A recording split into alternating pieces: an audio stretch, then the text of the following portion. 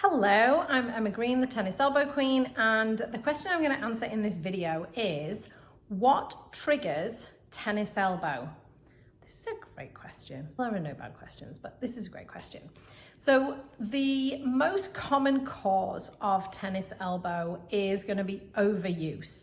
And I see this a lot in many people who discover pickleball, and they literally go from 0 to 7 days a week playing, and they love it, and they're playing so much, and the overuse of that activity tends to trigger tennis elbow. Now that is purely overuse because they have gone from 0 to every day.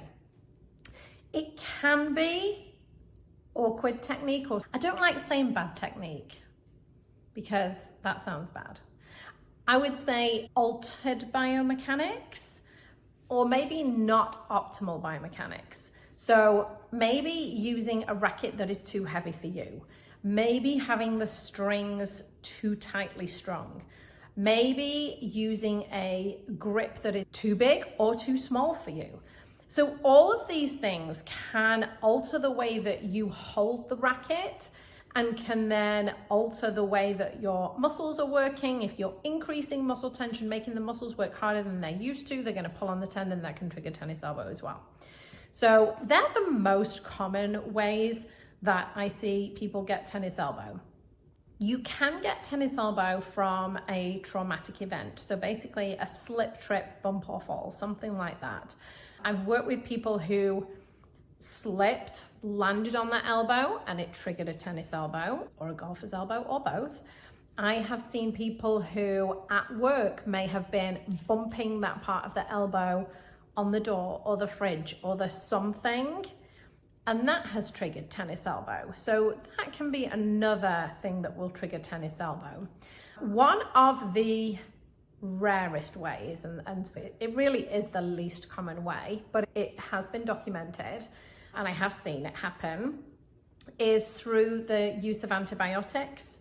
So this tends to be in cases where I will always ask people, what changed 3 to 6 months ago, or 3 to 6 months before you started feeling the pain, should I say.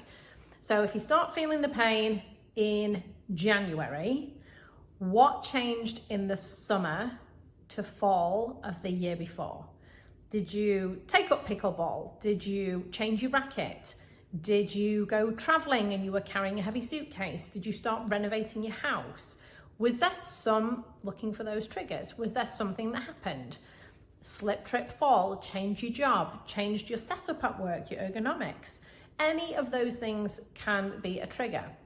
And every now and again, I'll get somebody who's just, no, nothing, like literally nothing has changed. It's come out of the blue, I don't know what's happened. And then as we start to peel back the layers and we start to look into how is the rest of your health, how's the rest of your body feeling? And they may say, oh, you know what? I had a chest infection or something along those lines. And it turns out maybe they were taking antibiotics, and maybe that was what triggered them getting a tennis elbow.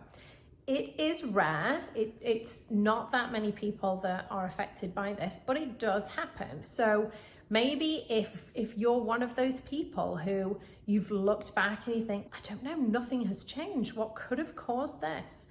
Maybe it was that, was there something like that in your history? The reason we want to know why or what has triggered the tennis elbow is so that we can correct it, so that we can change it, so that we can make sure it doesn't happen again. It is important to be able to figure out what has gone on, and then you can make those specific changes. Now, the other thing to say is it doesn't matter what caused the tennis elbow.